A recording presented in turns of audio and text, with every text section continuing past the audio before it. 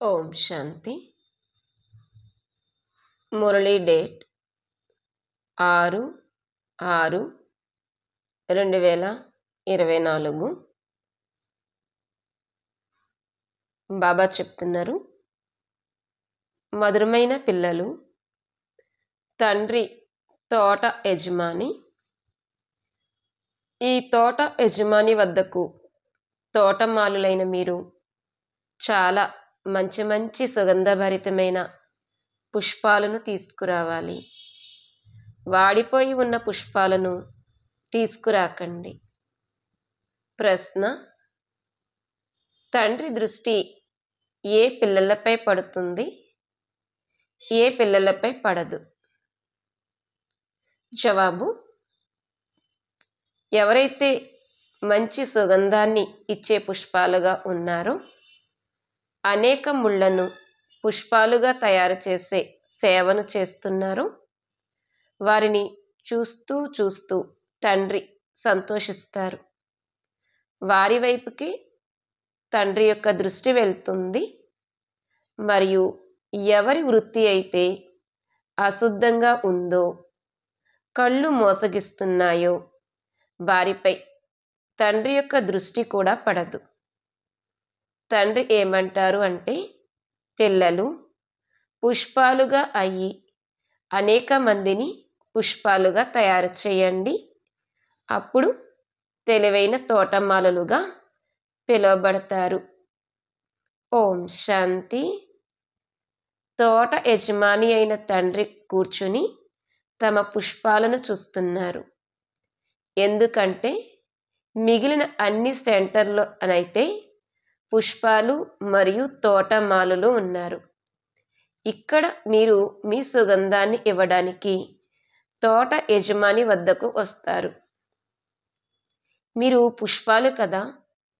ముళ్ళ అడవికి బీజరూపుడు రావణుడు అని మీకు కూడా తెలుసు, తండ్రికి కూడా తెలుసు.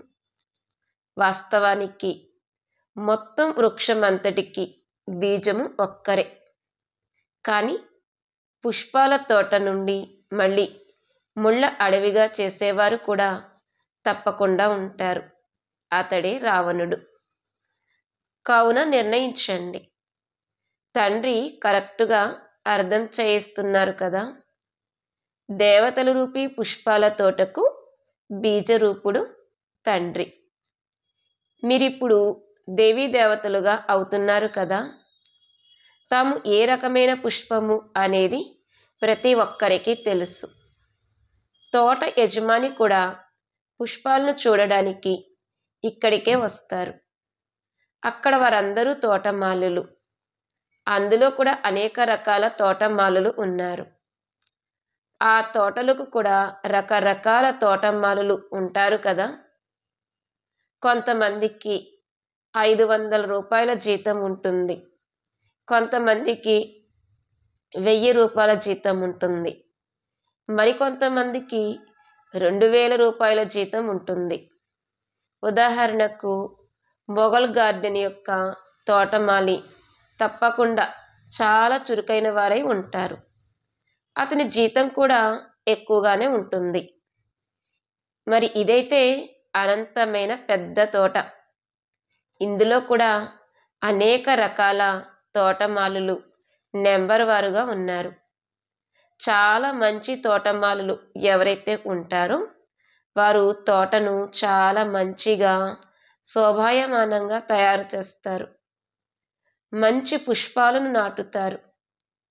గవర్నమెంట్ హౌస్ యొక్క మొఘల్ గార్డెన్ ఎంత బాగుంటుంది. ఇది అనంతమైన తోట. తోట యజమాని ఒక్కరే. ఇప్పుడు ముళ్ళ అడవికి బీజము రావణుడు మరియు పుష్పాల తోటకు బీజము శివబాబా. వారసత్వము తండ్రి నుండి లభిస్తుంది. రావణుడి నుండి వారసత్వము లభించదు. అతడు శపిస్తాడు. ఎప్పుడైతే శాపగ్రస్తులుగా అవుతారో అప్పుడు సుఖాన్ని ఇచ్చేవారు ఎవరైతే ఉన్నారో వారిని అందరూ తలుచుకుంటారు. ఎందుకంటే వారు సుఖదాత, సదా సుఖాన్ని ఇచ్చేవారు. తోటమాలులు కూడా రకరకాలుగా ఉంటారు. తోట యజమాని వచ్చి తోటమాలులు ఏ విధంగా చిన్న పెద్ద తోటలను తయారు చేస్తున్నారు అనేది చూస్తారు. ఎటువంటి పుష్పాలుగా ఉన్నారు అనేది కూడా ఆలోచనలో పెట్టుకుంటారు. అప్పుడప్పుడు చాలా మంచి మంచి తోటమాలులు కూడా వస్తారు. చాలా వరకు వారి పుష్పాల అలంకరణ కూడా బాగుంటుంది. కాబట్టి తోట యజమానికి కూడా సంతోషం కలుగుతుంది. ఓహో, ఈ తోటమాలి అయితే చాలా బాగున్నారే, పుష్పాలు కూడా మంచి మంచివి తీసుకువచ్చారు. వీరు అనంతమైన తండ్రి మరియు వీరివి అనంతమైన విషయాలు. బాబా పూర్తిగా సత్యమే చెప్తున్నారని పిల్లలైన మీరు మీ మనస్సులో భావిస్తారు. అర్ధకల్పం రావణ రాజ్యం కొనసాగుతుంది. పుష్పాల తోటను ముళ్ళ అడవిగా రావణుడే తయారు చేస్తాడు. అడవిలో అన్ని ముళ్ళే ఉంటాయి. అవి ఎంతో దుఃఖాన్ని కలిగిస్తాయి. పుష్పాల తోట మధ్యలో ముళ్ళు ఏమైనా ఉంటాయా? ఒక్కటి కూడా ఉండదు.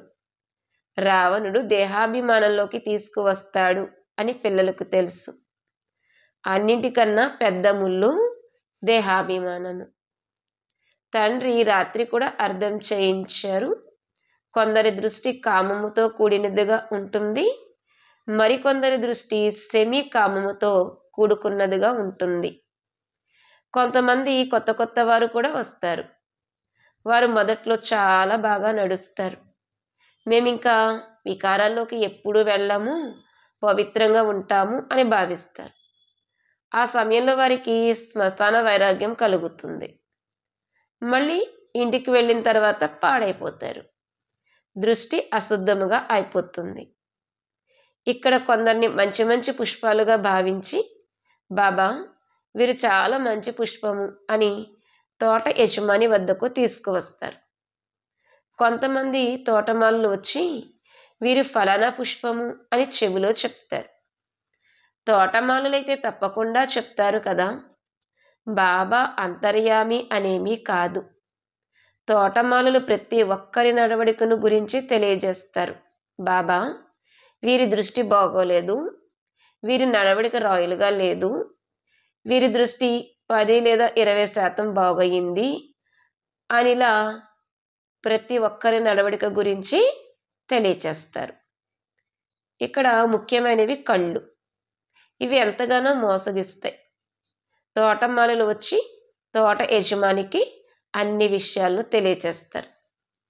మీరు ఎటువంటి పుష్పాలను తీసుకువచ్చారో చెప్పండి అని బాబా ఒక్కొక్కరిని అడుగుతారు.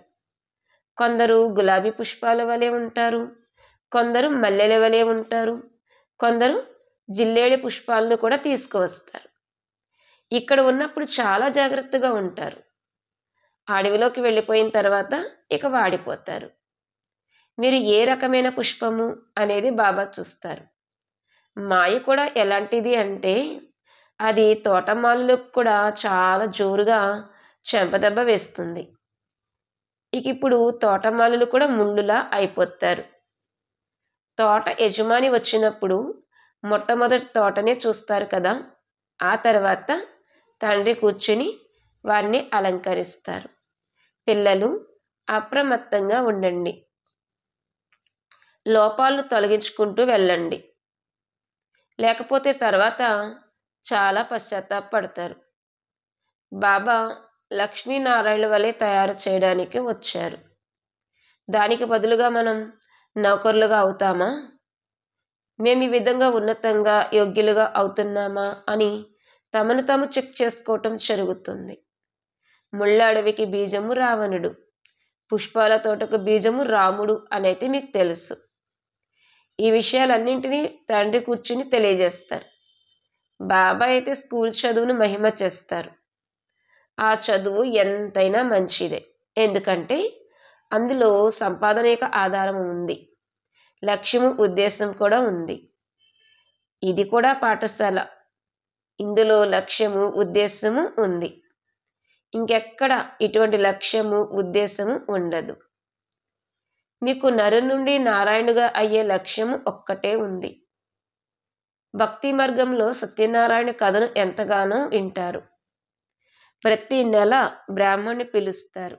ఆ బ్రాహ్మణుడు గీతను వినిపిస్తారు. ఈ రోజుల్లో అయితే గీతను అందరూ వినిపిస్తున్నారు.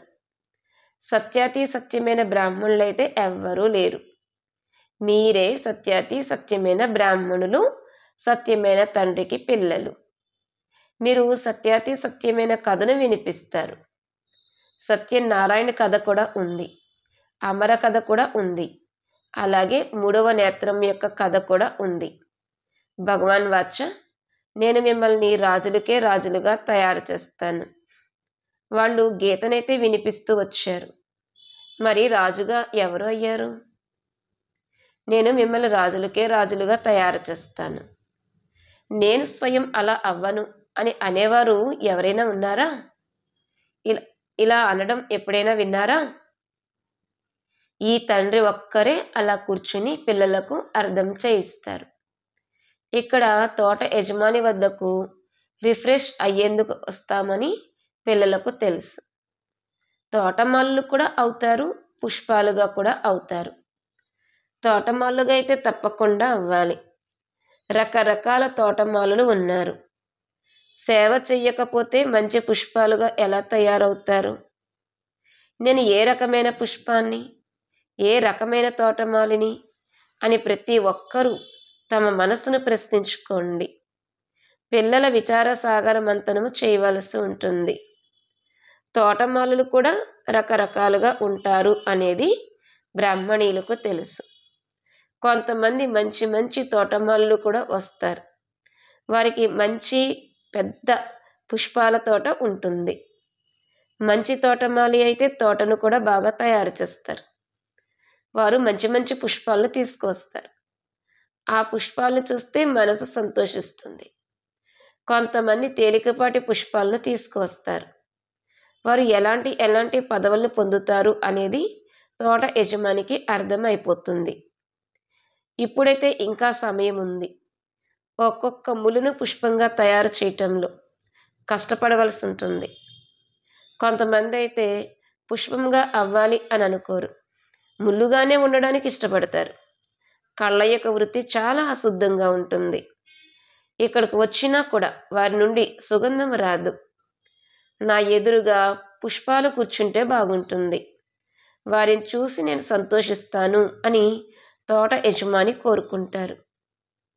ఎవరి వృత్తి అయినా సరిగ్గా లేదు అని గమనిస్తే ఇక వారి వైపుకు దృష్టిని కూడా సారించరు. అందుకే ఒక్కొక్కరిని చూస్తారు. నా యొక్క ఈ పుష్పాలు ఏ రకమైనవి, ఎంత సుగంధాన్ని ఇస్తాయి, ముళ్ళ నుండి పుష్పాలుగా అయ్యారా లేదా? ప్రతి ఒక్కరూ స్వయం కూడా అర్థం చేసుకోగలరు. మేము ఎంతవరకు పుష్పాలుగా అయ్యాము, పురుషార్థం చేస్తున్నామా అని ప్రతి ఒక్కరూ అర్థం చేసుకోగలుగుతారు. బాబా, మేము మిమ్మల్ని మర్చిపోతున్నాము, యోగంలో నిలవలేకపోతున్నాము అని గడియ అంటారు. అరే, స్మృతి చెయ్యకపోతే పుష్పాలుగా ఎలా అవుతారు? స్మృతి చేసినట్లయితే పాపాలు అంతమవుతాయి. అప్పుడు పుష్పాలుగా అయ్యి ఇతరులు కూడా పుష్పాలుగా తయారు చేస్తారు. అప్పుడు తోటమాలి అన్న పేరును పెట్టవచ్చు. బాబా తోటమాలులు కావాలి అని అడుగుతూ ఉంటారు. బాబా తోటమాలులు కావాలి అని అడుగుతూ ఉంటారు. తోటమాలులు ఎవరైనా ఉన్నారా? తోటమాలులుగా ఎందుకు అవ్వలేరు? బంధనాలైతే విడిచిపెట్టాలి. లోపల ఉత్సాహము రావాలి. సేవ యొక్క ఉల్లాసం ఉండాలి. మీ రెక్కల్ని స్వతంత్రం చేసుకునేందుకు కష్టపడాలి. ఎవరి పట్లనైతే ఎంత ప్రేమ ఉంటుందో వారిని ఏమైనా వదిలేది ఉంటుందా? తండ్రి సేవ కొరకు ఎప్పటి వరకైతే పుష్పాలుగా అయ్యి ఇతరులను తయారు చెయ్యరో అప్పటి వరకు ఉన్నత పదవిని ఎలా పొందుతారు? ఇది 21 జన్మల కోసం ఉన్నత పదవి. మహారాజులు, రాజులు, గొప్ప గొప్ప షావుకారులు కూడా ఉంటారు. ఆ తర్వాత నెంబర్ వారుగా తక్కువ షావుకారులు ఉంటారు. ప్రజలు కూడా ఉంటారు. ఇప్పుడు మనం ఎలా తయారవ్వాలి? ఎవరైతే ఇప్పుడు పురుషార్థం చేస్తారో వారు కల్పాంతరాలు అలా తయారవుతారు. ఇప్పుడు ఫుల్ ఫోర్స్తో పురుషార్థం చేయవలసి ఉంటుంది. నరు నుండి నారాయణుగా అవ్వాలి. ఎవరైతే మంచి పురుషార్థులు ఉంటారో వారు అమలుపరుస్తారు. ప్రతిరోజు సంపాదనను మరియు నష్టాన్ని చూసుకోవాల్సి ఉంటుంది. 12 నెలల విషయం కాదు, ప్రతిరోజు తమ లాభ నష్టాల లెక్కను తీయాలి. నష్టం రానివ్వకూడదు. లేదంటే థర్డ్ క్లాస్ వారిగా అయిపోతారు. స్కూల్లో కూడా నెంబర్ వారుగా ఉంటారు కదా. మన బీజము వృక్షపతి అని, వారు రావడంతో మనపై బృహస్పతి దశ కూర్చుని ఉంటుంది అని మొదలైన పిల్లలకు తెలుసు. మళ్ళీ రావణ రాజ్యం వచ్చినప్పుడు రాహువు దశ కూర్చుంటుంది. అది పూర్తిగా ఉన్నతమైనది, ఇది పూర్తిగా కనిష్టమైనది. పూర్తిగా శివాలయం నుండి వేశ్యాలయంగా తయారు చేసేస్తారు. ఇప్పుడు పిల్లలైన మీపైన బృహస్పతి దశ ఉంది. మొదట కొత్త వృక్షం ఉంటుంది. ఆ తర్వాత సగం నుండి పాతదిగా అవ్వడం మొదలవుతుంది. తోట యజమాని కూడా ఉన్నారు. తోట మాలులు కూడా వృద్ధి చెందుతూ ఉంటారు. తోట యజమాని వద్దకు తీసుకువస్తారు. ప్రతి ఒక్క తోటమాలి పుష్పాలను తీసుకువస్తారు. కొందరైతే ఎటువంటి మంచి పుష్పాలను తీసుకువస్తారు అంటే వారు బాబా వద్దకు వెళ్ళాలి అని తప్పిస్తారు. ఎలాంటి యుక్తులతో కుమార్తెలు వస్తారు? బాబా అంటారు, చాలా మంచి పుష్పాన్ని తీసుకుని వచ్చావు. తోటమాలి సెకండ్ క్లాస్ వారు అయినా కానీ తోటమాలి కన్నా పుష్పాలు బాగుంటారు. వారు శివబాబా వద్దకు వెళ్ళాలి అని తప్పిస్తారు. ఏ బాబా అయితే మమ్మల్ని ఇంత ఉన్నతంగా విశ్వాధిపతులుగా తయారు చేస్తారో వారి వద్దకు వెళ్ళాలి అని తప్పిస్తారు. ఇంట్లో దెబ్బలు తిన్నా కూడా శివబాబా మమ్మల్ని రక్షించండి అని అంటారు. అటువంటి వారినే సత్యమైన ద్రౌపది అని అంటారు. ఏదైతే గతించిందో అది మళ్ళీ రిపీట్ అవనుంది. నిన్న పిలిచారు కదా, ఈరోజు బాబా వచ్చారు. రక్షించడం కోసం యుక్తుల్ని తెలియచేస్తున్నారు. ఇలా బూబు చెయ్యండి. మీరు భ్రమరీలు, వారు పురుగులు. వారిపై బూబు చేస్తూ ఉండండి. వారికి ఇలా చెప్పండి, భగవాన్ వాచ కామం మహాశత్రువు. దాన్ని జయించడం ద్వారా విశ్వానికి అధిపతులుగా అవుతారు. ఏదో ఒక సమయంలో ఆ అబల్ల మాటలు వారికి తగులుతాయి. అప్పుడు ఇంక వాళ్ళు చల్లబడిపోతారు. అప్పుడు ఇలా అంటారు, అచ్చా అయితే వెళ్ళు, ఈ విధంగా తయారు చేసేవారి వద్దకు వెళ్ళు. నా భాగ్యంలోనైతే లేదు, నీవైతే వెళ్ళు అని అంటారు. ఈ విధంగా ద్రౌపదులు పిలుస్తారు. బూబు చెయ్యండి అని బాబా వ్రాస్తారు. కొంతమంది స్త్రీలు కూడా ఎలా ఉంటారంటే వారిని శూర్పణఖ, పూతన అని పిలవడం జరుగుతుంది. పురుషులు వారికి బూబు చేస్తారు. ఆ స్త్రీలు పురుగుల్లా ఉంటారు.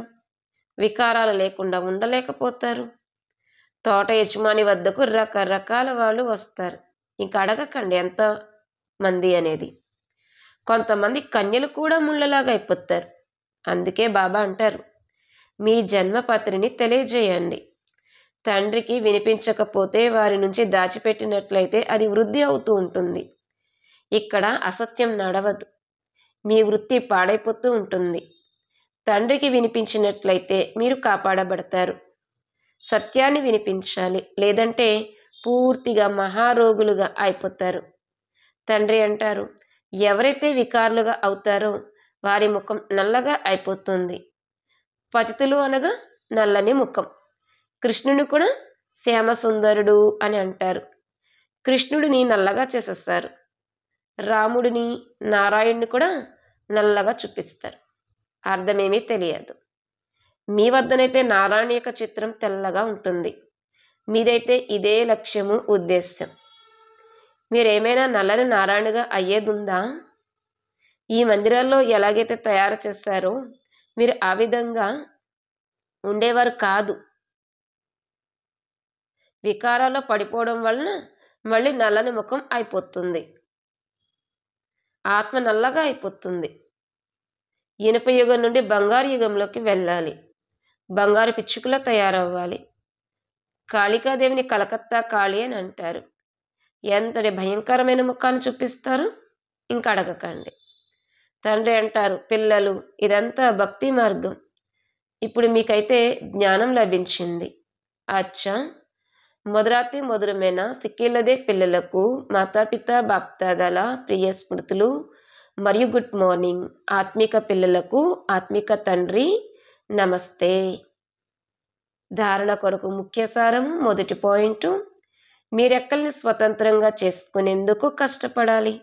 బంధనాల నుండి ముక్తులై తెలివైన తోటమాలలుగా అవ్వాలి. ముళ్ళను పుష్పాలుగా తయారు చేసే సేవను చేయాలి. రెండో పాయింట్, మిమ్మల్ని మీరు చూసుకోవాలి. నేను ఎంతటి సుగంధభరితమైన పుష్పంగా అయ్యాను? నా వృత్తి శుద్ధముగా ఉందా? కళ్ళు మోసగించటం లేదు కదా? మీ నడవడిక యొక్క లెక్కపత్రాన్ని పెట్టుకుని పాపాలను తొలగించుకోవాలి.